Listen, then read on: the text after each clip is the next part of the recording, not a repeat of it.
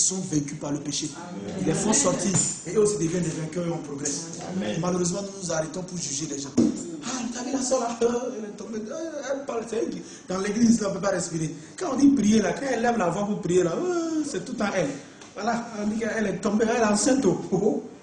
Elle n'est pas mariée, mais elle est enceinte. C'est pas où. C'est qui? Ah, c'est le Saint-Esprit, peut-être que l'enceinte. On vous dit, oh, c'est des expressions comme ça. C'est ça. Et c'est des chrétiens, ça sort de la bouche des chrétiens. Qui me dit ça? Moi, je dis, mon soeur, tu es capable de dire de ça? Ah, on ne sait pas. Parce que Marie était enceinte par la vertu du Saint-Esprit. Regardez des expressions comme ça.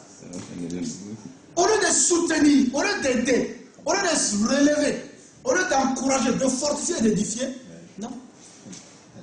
On condamne, on juge et on a des expressions polluantes.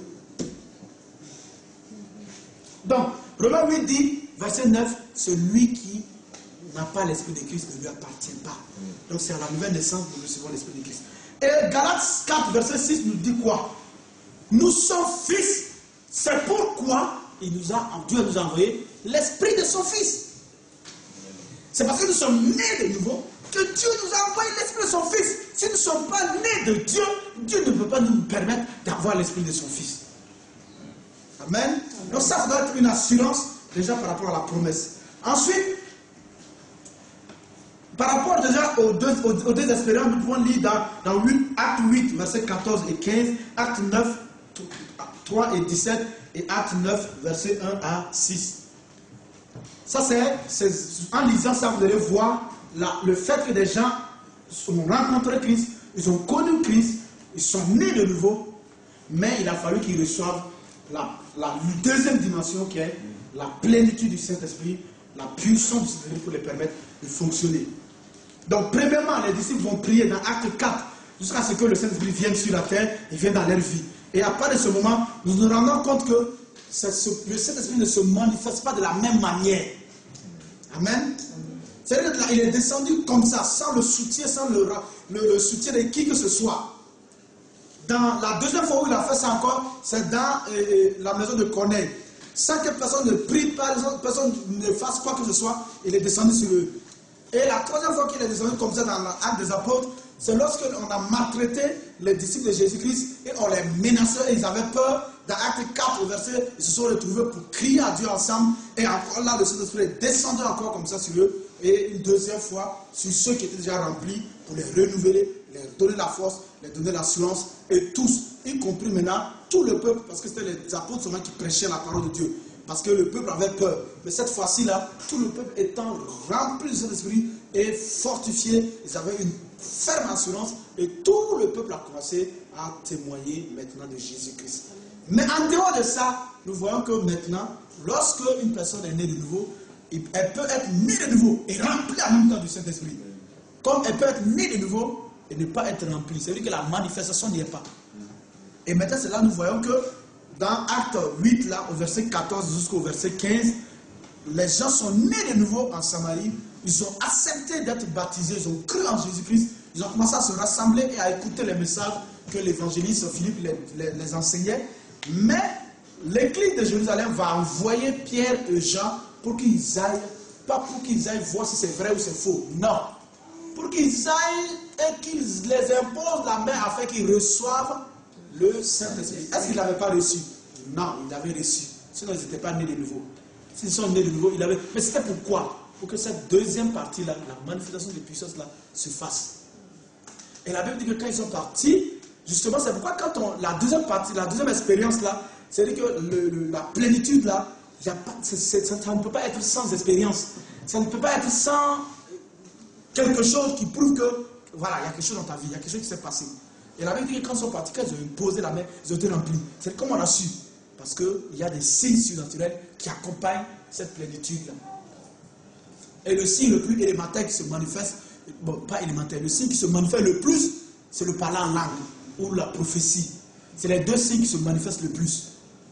Mais certains endroits, moi par exemple, j'ai vu les gens remplis de cet esprit, parler en langue, prophétiser et donner des visions en même temps. Tu dis, waouh. Comme il cherche à toi, tu as tout du coup comme ça là-bas. Et là, lui aussi, la plupart des gens avec qui je prie pour qu'il reçoive le Saint-Esprit, j'impose la main. Et les gens sont remplis. Mais lui, j'étais en train de... On lisait, on expliquait comme ça. On expliquait. Il était avec sa femme, ils avaient soif. Ils étaient venus du Mali. Et qu'ils ont besoin de rentrer dans plus Saint-Esprit. Mais comme le pasteur Karambili n'est pas là, donc vraiment, il ne veut pas repartir comme ça au Mali, assoiffé. Et puis bon, il y a quelqu'un qui les a... Un des responsables qui a dit de venir me voir et puis on va discuter et je vais prier pour eux. Donc, pendant qu'ils étaient en train de les expliquer le bien fondé du Saint-Esprit et pourquoi, qu'est-ce qu'il fait dans nos vies, j'ai été coupé. Brusquement, lui, il était rempli du Saint-Esprit. Il a commencé à parler en langue. Il a commencé à prophétiser. Il a commencé à donner des visions. Et il m'a donné des visions sur ma vie, sur mon avenir. J'ai voulu lui dire, tais-toi. Il dit, comment? Toi, moi-même, je n'ai pas des trucs comme ça. Toi, on est en train de parler. Tu ne me laisses même pas prier. Il dit, toi, tu as soif et la chose se manifeste. Amen. Donc, vous voyez, donc c'est important. Donc, par là, en même temps, nous pouvons dire que vous ne pouvez pas choisir que voici comment je dois être rempli du Saint-Esprit. Non.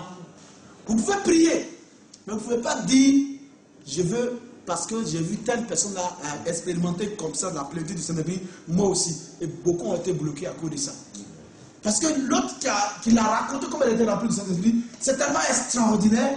Donc lui aussi, il s'attend que quand lui va être rempli du Saint-Esprit, ça va être comme ça. Alors que non, il agit en fonction de ta personnalité. Et comme lui, il veut. Parce qu'il est, c'est Dieu. C'est lui Dieu, c'est pas toi Dieu, c'est pas toi qui décide. Amen. Si on comprend ça, on va bien fonctionner avec lui. Mais nous pensons qu'en fait, nous on envoie le Saint-Esprit, il part faire les choses. Va convaincre ma belle-mère, va convaincre mon père. Non. Et c'est là où il y a l'erreur, parce qu'on n'a pas, on ne peut pas l'envoyer. C'est lui Dieu, c'est lui qui nous envoie. C'est lui qui nous envoie. Vous n'avez pas vu quand il a parlé à l'église missionnaire d'Antioche, il dit, mettez-moi à part Barnabas et Saul, à quoi? L'œuvre à laquelle je les ai appelés. Et on les a mis à part, et on dit, Saul et Barnabas envoyés par le Dieu grand tout-puissant. C'est ce qu'on a dit? Non. Saul et Barnabas envoyés par le Saint-Esprit. Ah, frère. La Bible, en parlant des dons, dans 1 Corinthiens 12 au verset 7 et au verset 11 là, il dit que le même esprit les distribue. Comme? Non. On dirait que vous ne connaissez pas, vous ne connaissez pas. Comme il veut. C'est-à-dire que c'est pas notre... Il dit que Dieu nous aide. Moi, vraiment, même jusqu'à là, je continue de confesser quoi. Je confesse, même si je confesse le même péché 10 fois, ça fait rien. Je le confesse, je dis pardonne-moi. J'étais trop négligé. J'étais trop méprisé. J'étais pris pour une force comme ça que j'ai besoin pour fonctionner, c'est tout. Mais je n'ai pas compris que tu es vraiment la personne. Il dit même, j'ai même prêché, j'ai même entendu parler que tu es la personne de Dieu. Mais je n'ai même pas fait cas de toi quand je pose certains actes. Ah, né de nouveau, j'ai expérimenté des choses. Mais je peux m'asseoir en train de regarder des films pornographiques. Il dit, il faut m'aider. Ah, j'ai dit, mais est-ce que j'étais conscient de qui tu es? Il dit, aide-moi. Souvent, je parle à ma femme, quoi. Il dit, hey, est-ce que je suis conscient que tu es ici? Est-ce que je suis conscient que tu es dans la vie de ma femme? Souvent, je m'étais assis pour critiquer les frères. Est-ce que j'étais conscient que malgré même quelle que soit la chute de cette chute-là, tu étais avec la personne? C'est pas à un moment donné, j'avais commencé à comprendre ça. Mais je ne l'ai pas cultivé. C'est ce qui fait qu'il y avait des gens qui passaient des situations. C'est-à-dire, pour les aider même là, il y a eu un pasteur. Ah, il dit, comment on va? Il dit, wow, comment on va aider lui là? Il dit, ça c'est grave. Un chrétien qui couche avec sa fille et qui l'enseigne. On va l'aider comment? Ça l'a fait comment? Il dit non, on va. Et comme moi j'avais déjà compris un peu cette situation-là, comment Dieu ne condamne pas, j'ai dit non, laissez. Comme déjà vraiment Dieu m'utilise par la grâce de Dieu dans la délivrance là, je vais essayer de les approcher pour voir. Parce que ça dit c'est bon, du courage, c'est bien, il faut aller. Mais pour aider ce couple-là, aider ce papa, aider cette fille, aider cette maman-là, c'était un problème. Hein? Il a fallu 3 fois. Les 3 fois qu'on s'est rencontrés, on pouvait passer 3 heures ensemble. Je me dis, le père là-dessus, il s'en fiche pas mal. Il dit que c'est la fille là. Elle dit, vous voyez, c'est la même. C'est elle qui arrive là. Non, ça c'est terrible que Dieu nous aide. Moi, je me sors comme ça, je veux le boxer. Dieu dit, hey, il faut mettre compassion pour l'aider. La fille, elle est là, elle ne peut même pas regarder son papa. La maman, elle a tout gâté, même elle a fait avorter parce qu'elle, non, elle dit que ça là, c'est quoi ça? Et donc tous les trois, chacun est là, il n'y a personne qui est libre ici. Mais j'ai crié. La dernière fois que je devais rencontrer le papa, j'ai crié à Dieu. J'ai passé une bonne part de la nuit à prier, à crier, à pleurer devant Dieu. Il dit, si tu n'aides pas ce couple-là, cette famille-là, c'est fini. Parce que la femme doit partir ici, elle doit envoyer l'enfant ici. Ils ne vont plus voir le père et tout. Et lui-même, je ne suis pas sûr qu'il va s'en sortir. Et là, le jour où je reviens, je le raconte. Quand j'ai commencé à parler, à un moment donné, il m'a interrompu. Et il a commencé à parler. Et puis à un moment, il est tombé à genoux. Il a commencé à pleurer. Ah, tu suis moi, je me suis laissé aussi à genoux. Je suis tombé à genoux aussi. Et on a pleuré ensemble. On a pleuré ensemble. Et après, j'ai commencé à les suivre, à aller chez eux. Non, dire bon, je n'avais pas assez d'argent. Mais souvent, je me décidais comme ça, le soir, que je paye, viens. Je paye de la. J'arrive. Ah, ils sont là. Il dit, ah, tu es venu. Il dit, oui, il y a même la viande, on va faire la fête. Il dit, hey, jeune fille, tiens, on va payer la boisson venue. On va boire et puis manger, on va faire la fête. Il me regarde comme ça. On mange et puis il ne parle même pas de ça. Il dit pas de ça, on mange, on boit, et puis on est content.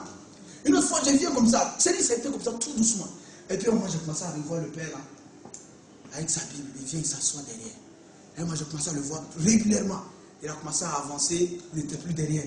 Il avançait les chaises, s'approchait de plus en plus. Et puis, la dernière fois que je suis parti, je suis allé trouver papa, enfant, maman, ils étaient contents, ils parlaient, causaient. J'ai dit, gloire à Dieu. Amen. Vous voyez, on n'est pas fait pour se jeter des pierres et des côtés. Mais si nous voulons par nous-mêmes, nous ne pouvons pas. Mais si nous sommes conscients que nous avons le consolateur et que c'est au travers de nous que nous allons consoler les autres, on ne peut pas. Non, c'est même pas possible. Toi-même là, est-ce que toi-même là, avec le Saint-Esprit là, regarde ta vie là, tu ne commets pas péché? Maintenant, quand c'est l'autre là, donc c'est vrai qu'il y a quelqu'un qui est accusateur. Et nous, on joue son jeu. Donc, nous ne devons pas marcher comme ça. Nous avons l'Esprit de Dieu, soyons conscients de cela. Amen. Amen. Nous pouvons naître de nouveau sans expérimenter la plénitude du Saint-Esprit, comme nous pouvons expérimenter les deux en même temps. Mais il faut aspirer aux autres. Amen. Amen. On va arrêter comme ça. On va continuer prochainement. Il nous reste les deux grands points, même il nous reste encore. Il nous reste trois grands points. On devait voir la partie sur comment changer notre mentalité afin de vivre cette réalité-là et aussi l'attitude à tenir. Maintenant, je vais dire un mot sur l'attitude à tenir, c'est persévérer dans la prière. Persévérer dans la prière. Et c'est dans cette persévérance-là, c'est en même temps la soif, avoir soif de cette réalité, comme le psaume 42 le dit, oh Dieu, mon âme a soif de toi. Et dans Acte 1 au verset 14, la Bible dit que tout d'un commun accord, ils persévéraient. C'est vrai qu'il y avait des entraves, il y avait des choses qui les empêchaient de continuer. Et ils ont persévéré. Et Jésus dit dans Luc 1 et Luc 18, il parle le truc du juge unique et de la veuve. Et la veuve, le juge unique a dit, même c'est pas parce que je crains Dieu, c'est pas parce que j'ai un dégât pour personne. Mais cette femme-là, à force de venir, d'aller et de revenir, de ne pas se fatiguer, si je laisse là, elle va finir par casser ma tête. Par ses paroles. À cause de ça, je vais lui faire justice. Et il dit non. Et Dieu, notre Père, ne nous fera pas quoi? Ne nous fera pas justice à ceux qui crient à lui jour et nuit. Et dans la parole, il ne va pas d'importuner. Et dans Luc toujours, Luc 11 là, on voit là-bas que Jésus nous dit d'importuner Dieu. Il donne le droit d'importuner Dieu. Donc, gardez ça et commencez à prier par rapport à ça. Amen. Amen. Commencez à prier. Tenez-vous debout.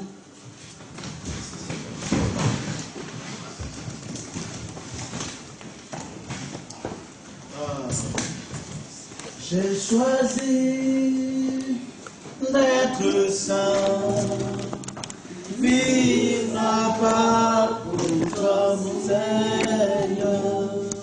J'ai choisi d'être saint.